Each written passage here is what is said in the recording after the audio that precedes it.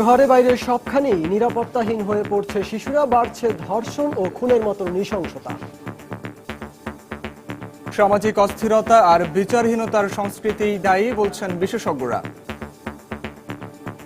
যে নির্মমতা, যে পৈশাচিকতা, এগুলো কিন্তু সিনেমা বা মুভির মাধ্যমে ভীষণভাবে আমাদের ইনফ্লুয়েন্স করছে। কোনো অপরাধীকে জবাবদিহির আওতায় আনা হয়েছে বা শাস্তি তার নিশ্চিত করা হয়েছে, এই ধরনের খুব একটা বেশি দৃষ্টান্ত নাই। দেখছিলেন বিশেষ শিরোনাম। রাত 11টার সময়ের সঙ্গে আছি আমি সাইফুল রুদ্র এবং আমি সজল মিত্র রিচার্ড। এবার অন্যান্য শীর্ষ সংবাদ। ধর্মীয় অনুভূতিতে আঘাত দিয়ে লেখালেখি করলে তার বিরুদ্ধে আইনি ব্যবস্থা নেওয়ার ঘোষণা স্বরাষ্ট্রমন্ত্রীর। হত্যাকারীদের চিহ্নিত না করায় মানবাধিকার সংগঠনের উদ্বেগ। নারায়ণগঞ্জে বাসায় ঢুকে তরুণী ধর্ষণের ঘটনায় মামলা তুলে নিতে হুমকি। অভিযুক্ত 7 খুন মামলার প্রধান আসামি নূর হোসেনের ভাগিনা হওয়ায় আতঙ্কিত পরিবার। রাজনৈতিক কারণেই জিএসপি সুবিধা স্থগিত রেখেছে যুক্তরাষ্ট্র, বললেন বাণিজ্য মন্ত্রী। কিন্তু বিএনপি বলছে সরকারের ব্যর্থতা। এবং 71-এ মানবতা বিরোধী অপরাধের দায়ে বাগেরহাটের সিরাজ মাস্টারের ফাঁসির আদেশ। খান আকরামের আমৃত্যু কারাদণ্ডাদেশ।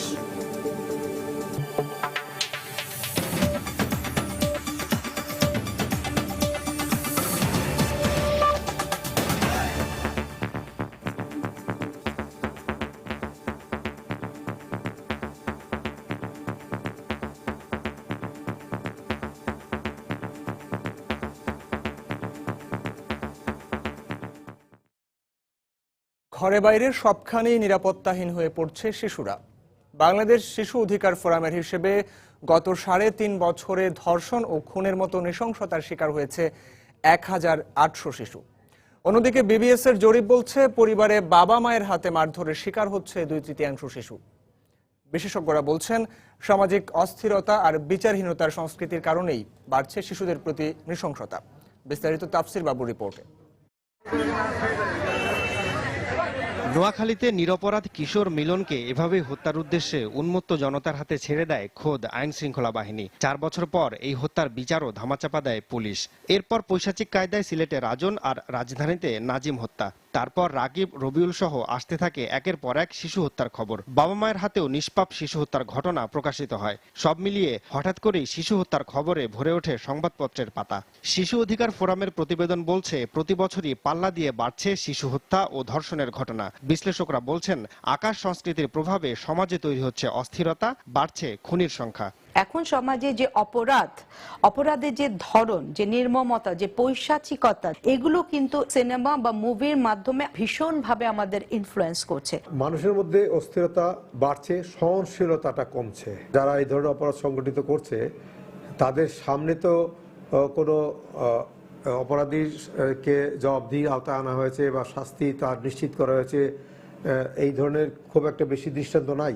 সম্প্রতি বিবিএস এর এক জরিপ বলছে 2/3 শিশু মারধরের শিকার হচ্ছে ঘরে অভিভাবকদের হাতে, আর 74% শিশুকে শৃঙ্খলা শেখানো হচ্ছে বহুমুখী চাপ প্রয়োগ করে। এতে করে সমাজে তৈরি হচ্ছে সম্ভাব্য নতুন অপরাধী। যদি নিয়মিতভাবে কোনো শিশুকে নির্যাতন করা হয় গৃহের অভ্যন্তরে, এক সময় দেখা যাবে যে এই নির্যাতনের ফলে সে একটা রীতিমতো একটা অপরাধী হিসাবে সে বেড়ে উঠবে। শিশু হত্যার ঘটনাগুলোতে কোনো কোনো ক্ষেত্রে আসছে আইন শৃঙ্খলা বাহিনীর গাফিলতির কথাও। তবে এসব ক্ষেত্রে গাফিলতির কোনো সুযোগ নেই বলছেন এই কর্মকর্তা। আমরা আশাবাদী যেভাবে কিছু ঘটনা যখন প্যানালাইজড হবে, কিছু মানুষ যখন শাস্তি পেয়ে যাবে, তখন অন্য মানুষ চিন্তা করবে যে আমি যদি এটা অপরাধটা করি তাহলে আমাকে তো শাস্তির সম্মুখীন হতে হবে। গবেষকরা বলছেন শিশুদের প্রতি নির্যাতন, হত্যা ও বৈষম্য কমাতে গড়ে তুলতে হবে শিশু বান্ধব সমাজ ব্যবস্থা। এটি শুধু পুলিশি ব্যবস্থা বা রাষ্ট্রীয় ব্যবস্থা দিয়ে আপনি সমাধান করতে পারবেন না, কারণ এই বিষয়টার সাথে একটি সামাজিক আন্দোলন, সামাজিক মুভমেন্ট আনতে হবে। শিশুরা যে মানুষ, তাদের যে একটা অধিকার আছে, এই বিষয়গুলো আমরা মানতে চাই না। এই জায়গাটা একটা বিশাল পরিবর্তন আনা প্রয়োজন। তাফসির বাবু, সময় সংবাদ, ঢাকা। ধর্মীয় অনুভূতিতে আঘাত দিয়ে কেউ লেখালেখি করলে তার বিরুদ্ধে প্রচলিত আইনে ব্যবস্থা নেওয়া হবে বলে জানিয়েছেন স্বরাষ্ট্রমন্ত্রী আসাদুজ্জামান খান। দুপুরে রাজধানীর গ্যান্ডারিয়ায় মাদকদ্রব্য নিয়ন্ত্রণ অধিদপ্তরের আঞ্চলিক কার্যালয় উদ্বোধন শেষে সাংবাদিকদের প্রশ্নের জবাবে একথা বলেন তিনি। এ সময় তিনি আরও বলেন, ব্লগার নিলয় চট্টোপাধ্যায় হত্যার ঘটনায় আসামিকে ধরতে সর্বাত্মক চেষ্টা চলছে। ধর্মীয় অনুভূতিতে আঘাত হানলে আমাদের দেশে আইন আছে, প্রচলিত আইন আছে, সেই আইনে আমরা ব্যবস্থা নেব। যার যার ধর্ম শেষে করবে, যার যার ধর্মে শেষে তাকে সম্মান প্রদর্শন করবে, কিন্তু অন্যের ধর্মে নিয়ে কটূক্তি করা এটা মোটেই বাঞ্ছনীয় না। নিলয় এটাও আমাদের কাছে যথেষ্ট পরিমাণ ক্লু রয়েছে। অনুমান ভিত্তিক আমরা কিছু করতে চাই না। অনুমান ভিত্তিক করতে চাইলেই হয় এটা কি আসল ক্রিমিনাল, সে পালিয়ে যায় কিংবা সুযোগ পায়। সেজন্যই আমরা চেষ্টা করছি যে আমরা সবগুলো উপাদান একখানে করে আমরা যাচাই করে আসল ক্রিমিনালকে ধরার জন্য সর্বাত্মক প্রচেষ্টা নিচ্ছি।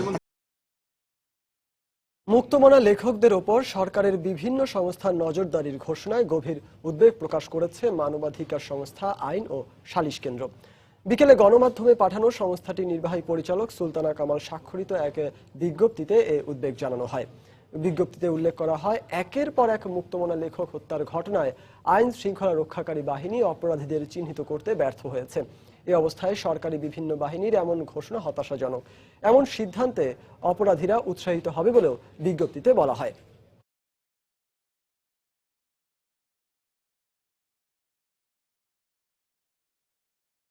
নারায়ণগঞ্জে বাসায় ঢুকে মা ও ভাইকে আটকে রেখে তরুণী ধর্ষণের ঘটনায় মামলা তুলে নিতে হুমকি দেয়া হচ্ছে পরিবারকে। ধর্ষক আলোচিত 7 খুন মামলার প্রধান আসামি নূর হোসেনের ভাগিনা হওয়ায় আতঙ্কে দিন পার করছে পরিবারটি। নিহত প্যানেল মেয়র নজরুল ইসলামের স্ত্রী সেলিনা ইসলামের দাবি, অপরাধ করে শাস্তি না হওয়ায় নূর হোসেনের পরিবার ও তার সহযোগীরা অপরাধ কর্মকাণ্ড চালিয়ে যাচ্ছে। তবে পুলিশ বলছে, এ ঘটনায় জড়িতদের ধরতে অভিযান চলছে। নারায়ণগঞ্জ প্রতিনিধি শরীফুদ্দিন সবুজের তথ্য ও রবিউল ইসলামের তোলা ছবি নিয়ে ডেস্ক রিপোর্ট। খারাপ বিহেভ করতেছে, করার পরে মারে, আর ছোট ভাইয়ের টয়লেটে আটকে দিছে। খারাপ বিহেভের কথা বলতেছে কিরকম একটা ধাক্কা দিয়ে খাটের উপর ফেললো। এভাবেই নিজের উপর নির্যাতনের বর্ণনা দিলেন ধর্ষণের শিকার হওয়া এই তরুণী। নারায়ণগঞ্জের সিদ্ধিরগঞ্জে একটি ভাড়া বাসায় মা ও ছোট ভাইকে নিয়ে থাকতেন তিনি। বাবা মারা যাওয়ায় পার্লারে কাজ করে কোনো মতে সংসার টিকিয়ে রেখেছিলেন, কিন্তু পার্লারে আসা যাওয়ার পথে প্রায়ই তাকে উত্ত্যক্ত করত একই এলাকার বখাটে ফয়সাল ও তার সহযোগীরা। স্বজনদের অভিযোগ, গত 5 আগস্ট রাতে ফয়সাল ও তার সহযোগীরা মেয়েটির বাড়িতে ঢুকে মা ও ভাইকে জিম্মি করে চাঁদা দাবি করে।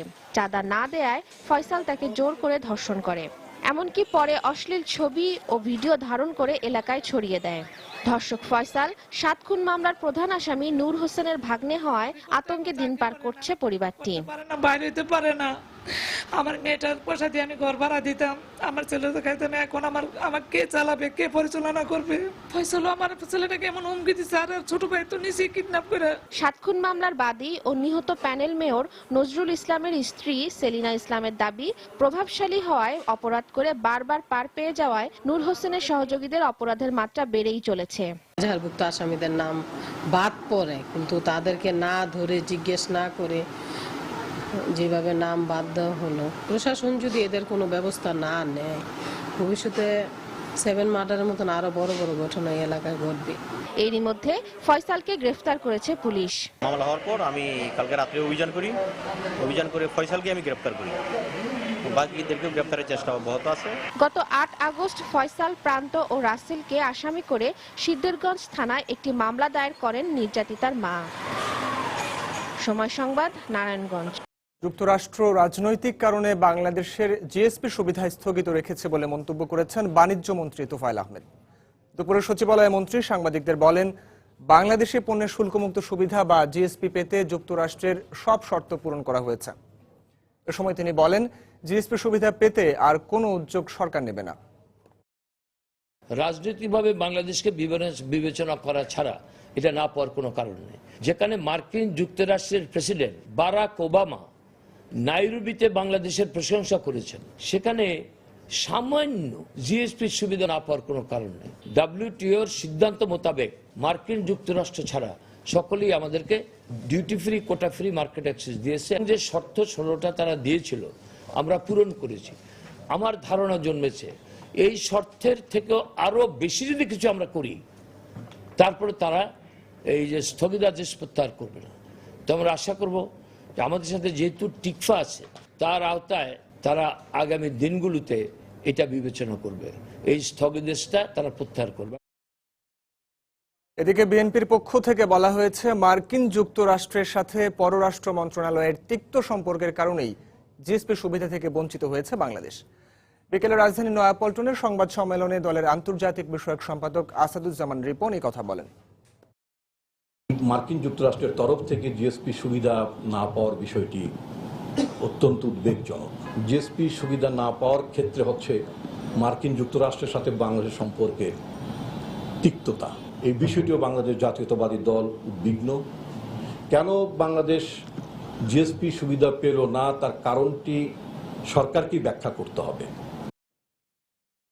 রাত 11টার সময় আরো থাকছে অনূর্ধ্ব-16 সাফ ফুটবলের দুর্দান্ত শুরু বাংলাদেশের। শ্রীলঙ্কাকে 4-0 গোলে হারিয়ে সেমিফাইনালে উঠল বাংলার কিশোররা।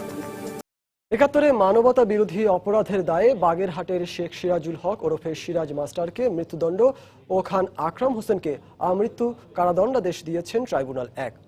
সিরাজ মাস্টারের বিরুদ্ধে মুক্তিযুদ্ধের সময় বাগেরহাট জেলার বিভিন্ন স্থানে হত্যা, গণহত্যা, লুণ্ঠন, অগ্নিসংযোগ সহ মোট 7টি অপরাধের মধ্যে 6টি প্রমাণিত হয়েছে। অন্যদিকে খান আকরাম হোসেনের বিরুদ্ধে আনা 2টি অভিযোগের মধ্যে প্রমাণিত হয়েছে 1টি। ৭১ মহান মুক্তিযুদ্ধের সময় শেখ সিরাজুল হক ওরফে সিরাজ মাস্টার কসাই সিরাজ নামে পরিচিত ছিল। তার নেতৃত্বে ও খান আকরামের সহযোগিতায় বাগেরহাটের বিভিন্ন এলাকায় সংগঠিত হয় হত্যা, গণহত্যা, ধর্ষণের মতো মানবতা বিরোধী অপরাধ। মঙ্গলবার আন্তর্জাতিক অপরাধ ট্রাইব্যুনাল তার রায়ে এই দুইজনের বিরুদ্ধে আনা মোট 7টি অভিযোগের মধ্যে 6টি অভিযোগ প্রমাণিত হয়েছে বলে রায় দেন। এর মধ্যে 5টি অপরাধ সিরাজ কসাইয়ের আর 1টি অপরাধ খান আকরামের। ট্রাইব্যুনাল ঘোষণা করেন সিরাজ মাস্টারের মৃত্যুদণ্ড আর খান আকরামের আমৃত্যু কারাদণ্ডের রায়। আসামি সিরাজ মাস্টারের বিরুদ্ধে সন্দেহিতভাবে মানবতার বিরুদ্ধে অপরাধ প্রমাণ হয় তাকে ফাঁসিতে ঝুলিয়ে অথবা গুলি করে রায় কার্যকর করার জন্য নির্দেশ দিয়েছেন আদালত। আর খান আকরাম হোসেন, তার বিরুদ্ধে চার্জ প্রমাণ হয়েছে এবং তাকে স্বাভাবিক মৃত্যু না হওয়া পর্যন্ত জেলখানায় থাকবে। মামলার সংশ্লিষ্ট প্রসিকিউটর বলেন, আসামিদের এই রায়ই প্রাপ্য ছিল। 1971 সালে উনাকে যখন মুক্তিযোদ্ধারা ধরেছিলেন, তাকে দেখার জন্য টিকেটের ব্যবস্থা করা হয়েছিল। সেই রকমের অপরাধী উনি ছিলেন। আজকে আমরা উনার 5টি চার্জে মৃত্যুদণ্ড হওয়াতে আমরা প্রসিকিউশন অত্যন্ত খুশি। এদিকে এ রায়ে ন্যায় বিচার হয়নি দাবি করে এ রায়ের বিরুদ্ধে আপিল করার কথা জানিয়েছেন আসামি পক্ষ।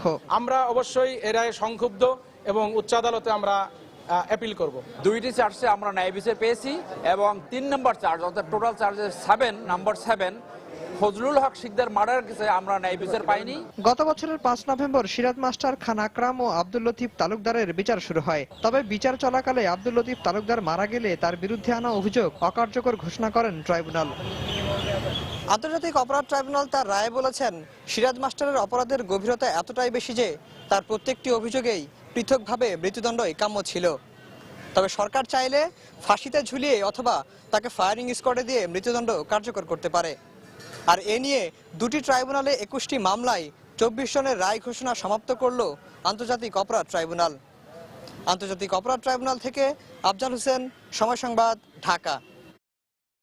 প্রধান বিচারপতির সঙ্গে আপিল বিভাগের বিচারপতির কথোপকথন নিয়ে 71 টিভিতে প্রচারিত খবর ও টক শো এর ভিডিও আগামী 16 আগস্টের মধ্যে আদালতে জমা দেওয়ার নির্দেশ দিয়েছেন আপিল বিভাগ। দুপুরে সুপ্রিম কোর্টে অ্যাটর্নি জেনারেল মাহবুবে আলম সাংবাদিকদের বলেন, আপিল বিভাগ স্বপ্রণোদিত হয়ে এই আদেশ দিয়েছেন। তিনি আরো বলেন, প্রধান বিচারপতিকে জনগণের সামনে হেয় করার জন্যই এই টক শো করা হয়েছে।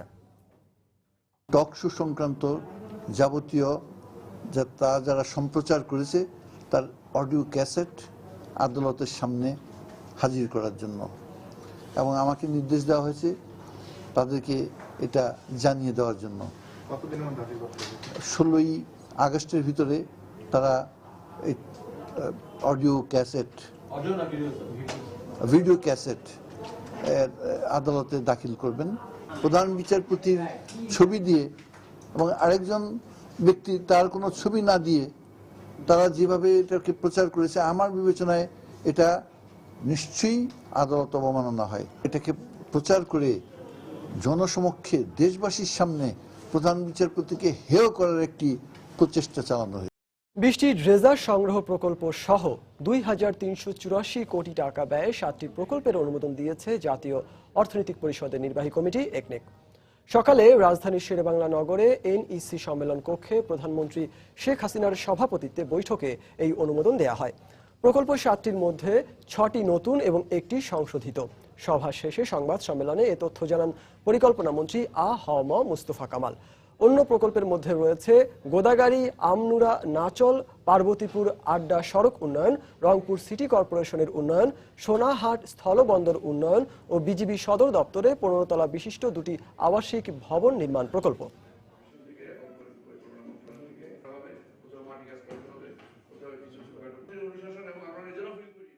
আমি মনে করি যেগুলো প্রত্যেকটা প্রকল্পেই জিডিপিতে প্রবৃদ্ধি অর্জনে সহায়ক ভূমিকা রাখবে। আমরা 7টা প্রকল্প আমরা আজকে অনুমোদন দিয়েছি। পর্যায়ক্রমে ডেজার্ট কিনতে হবে। ডেজার্টের এখন সুবিধাটি হচ্ছে দেশের ভিতরে ডেজার্ট তৈরি হচ্ছে। কোনো একদিন দেখা যাবে যে ডেজার্ট পূর্ণ মাত্রা বাংলাদেশে তৈরি করা ডেজার্ট আমরা বাইরে এক্সপোর্ট করতে পারবো। আমরা আমাদের সক্ষমতা দেখতে চাই। বাইরে থেকে সাহায্য আমরা গ্রহণ করি, তাদের বিভিন্ন কন্ডিশন থাকবে, ওই শর্ত আমরা পূরণ করতে পারি না, এই জন্য আমরা প্রকল্প সাহায্য গ্রহণ করি নাই। দেশে বহু শক্তি আছে যারা জননেত্রী শেখ হাসিনার মঙ্গল চায় না বলে মন্তব্য করেছেন আওয়ামী লীগের সাধারণ সম্পাদক সৈয়দ আশরাফুল ইসলাম। বিকেলে ধানমন্ডি 32 নম্বরে আওয়ামী স্বেচ্ছাসেবক লীগ আয়োজিত শোক দিবসের আলোচনা সভায় বক্তব্য রাখেন তিনি। সেখানে তিনি দলীয় নেতাকর্মীদের লুটপাট থেকে বিরত থেকে যে কোনো পরিস্থিতি মোকাবেলায় ঐক্যবদ্ধ থাকার পরামর্শ দেন। জননেত্রী শেখ হাসিনা এখন বাংলাদেশের হাল ধরেছে। বহু শক্তি আছে জননেত্রী শেখ হাসিনার মঙ্গল হোক সেটা কামনা করে। ক্ষমতার স্বাদ ভবিষ্যতেও পাবে, কিন্তু যে খাই খাই খাই খাই করা, দলকে খাটো করা, প্রধানমন্ত্রীকে খাটো করা, নিজেকে খাটো করা, সেই অভ্যাসগুলি আপনার পরিবর্তন করা দরকার। আমাদের কি ব্যর্থতা ছিল না 15ই আগস্ট? এত বড় একটা দল, আমরা তো বঙ্গবন্ধুকে রক্ষা করতে পারি নাই। দ্বিতীয়বার যদি আবার এই ধরনের ঘটনা ঘটে আমরা কি পারবো? দ্বিতীয়বার এটাকে ঠেকাতে আমরা প্রস্তুত? আমার তো মনে হয় 1975 সালে তো আমাদের দলই ক্ষমতায় ছিল, রক্ষা করতে পারছে ক্ষমতা। সুতরাং এখানে আমি আপনাদেরকে আরেকটু সজাগ থাকার জন্য বলব। খাদ্যমন্ত্রী বলেছেন, নতুন ষড়যন্ত্র করতেই বিএনপি নেত্রী লন্ডনে তার ছেলের কাছে যাচ্ছেন। সকালে জাতীয় প্রেস ক্লাবে বাংলাদেশ মুক্তিযোদ্ধা মহাজোট আয়োজিত জাতীয় শোক দিবসের আলোচনা সভায় বক্তব্য রাখেন তিনি। আলোচনা সভায় মুক্তিযুদ্ধ বিষয়ক মন্ত্রী বলেন, মুক্তিযুদ্ধের চেতনাকে ধ্বংসের প্রক্রিয়া বাস্তবায়নের জন্য বঙ্গবন্ধুকে হত্যা করা হয়েছিল।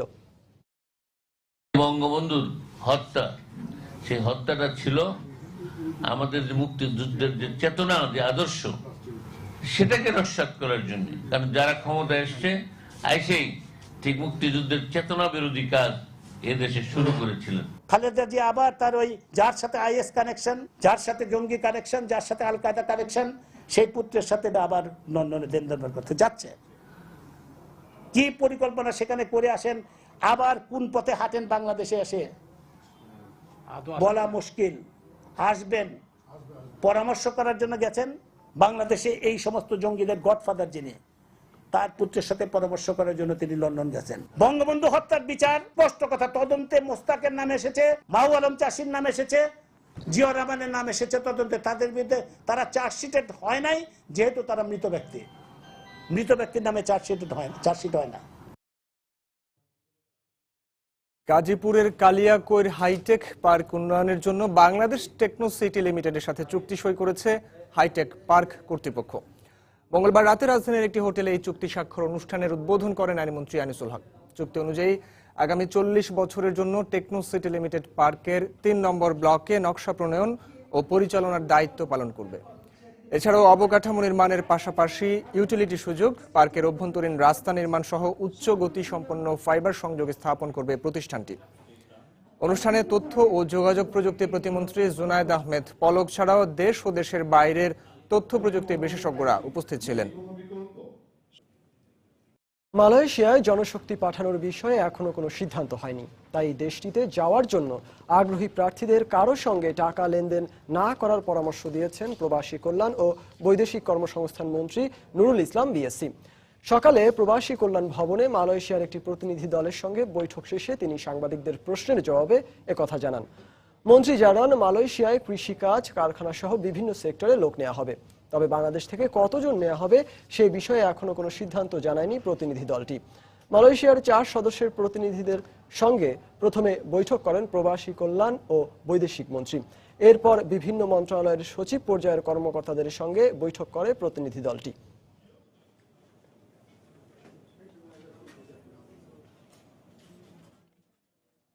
দুটা টিম আসছে, দুটা টিমের সাথে আমরা আলাপ আলোচনা করছি। এখন মেকানিজমগুলো এখনো ফাইনালাইজ হয় নাই। মেকানিজম ফাইনালাইজ হলেই আমরা লোক পাঠানো আরম্ভ করতে পারবো। কিন্তু কোনো লোক যদি এই মুহূর্তে নিয়ে যাবে বলে এটা সঠিক নয়। এবং এই ব্যাপারে আমি আমার দেশবাসীকে অনুরোধ করব কারোর সাথে যাতে আমাদের ক্লিয়ারেন্স ছাড়া কারোর সাথে কোনো লেনদেন না করে। তাদের কৃষি খামারে লাগবে, তাদের ফ্যাক্টরিতে লাগবে, তাদের বেবি সিটার লাগবে, তবে হাউসকিপিং এর মধ্যে ডোমেস্টিক সার্ভেন্ট লাগবে।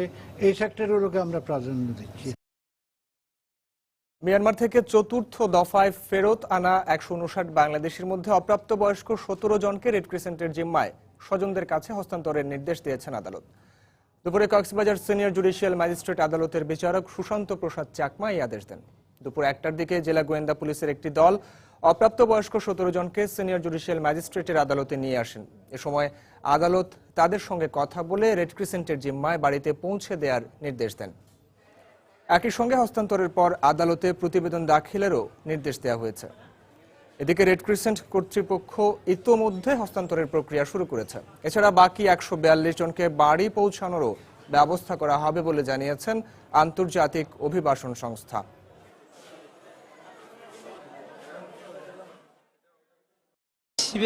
অনেক কষ্ট কি যে কষ্ট করছি ভাই, আমরা সবাই জানি। এদেরকে আমরা রাত্রে গাড়িতে করে আমাদের ভলান্টিয়ার দিয়ে আমাদের কোন গিয়েতে আমরা পৌঁছে দেব, আমাদের দায়িত্বে আমরা পৌঁছে দিই। এটা আমরা বরাবর করে থাকি। খাগড়াছড়িতে বাঙালিদের ওপর হামলা ও বাড়িঘর লুটপাটের প্রতিবাদে বিক্ষোভ করেছে এলাকাবাসী।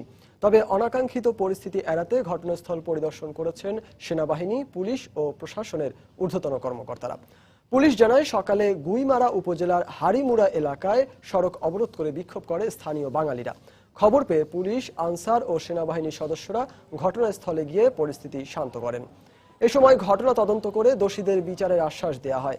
তবে এলাকায় এখনো থমথমে পরিস্থিতি বিরাজ করছে। গত সোমবার রাতে খাগড়াছড়ির হাড়িমুড়া এলাকায় বাঙালিদের উপর আদিবাসী পাহাড়িরা হামলা ও বাড়িঘর লুটপাট করে বলে অভিযোগ করা হয়।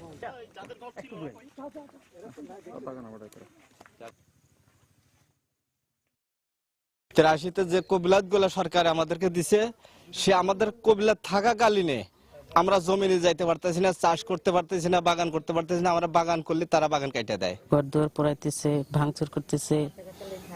পাবলিক মিলে সবাই মিলে একটা ঘর তুলছিল, ওইখানে সেই ঘরটাও জ্বালাই পোড়াই দিছে। তা এখন মানে আমরা খুব সমস্যার ভিতরে আছি। জায়গাটাই দখল করে আমাকে দিতে চাই না, এর জন্য ওরা অত্যাচার করে বেশি। সুন্দরবন থেকে উদ্ধার হওয়া বাঘের চামড়া সহ অস্ত্র ও গোলাবারুদ খুলনায় আনা হয়েছে। সকালে পুলিশ সুপারের কার্যালয়ে এক সংবাদ সম্মেলনে গণমাধ্যমের সামনে এগুলো তুলে ধরা হয়। এ সময় খুলনা রেঞ্জের ডিআইজি এস.এম. মনিরুজ্জামান বলেন, আইন শৃঙ্খলা বাহিনীর সমন্বিত চেষ্টায় সুন্দরবনে বাঘ হত্যা ও বন্যপ্রাণীর চামড়া পাচার প্রতিরোধে কাজ করে যাচ্ছে। গত 9 আগস্ট সুন্দরবনের মান্দারবাড়িয়া খাল এলাকায় গুলিতে 6 বনদস্যু নিহত হয়। ঘটনাস্থল থেকে 3টি বাঘের চামড়া, 4টি 1নলা বন্দুক ও গুলি উদ্ধার করে পুলিশ। এ সময় আহত হন কয়রা থানার ওসি সহ 5 জন।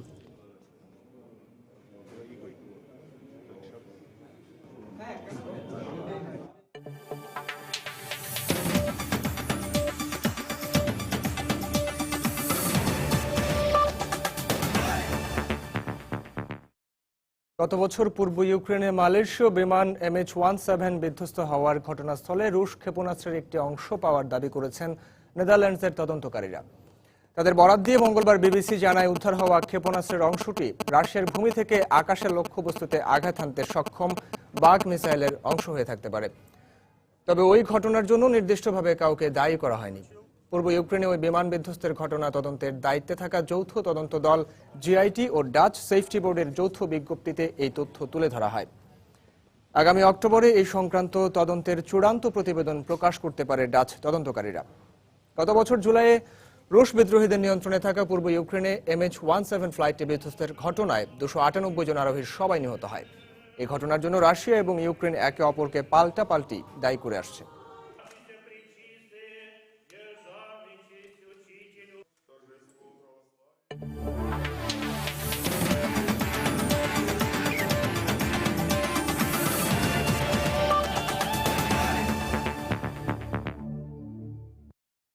অনূর্ধ্ব-16 সাফ চ্যাম্পিয়নশিপের খবর।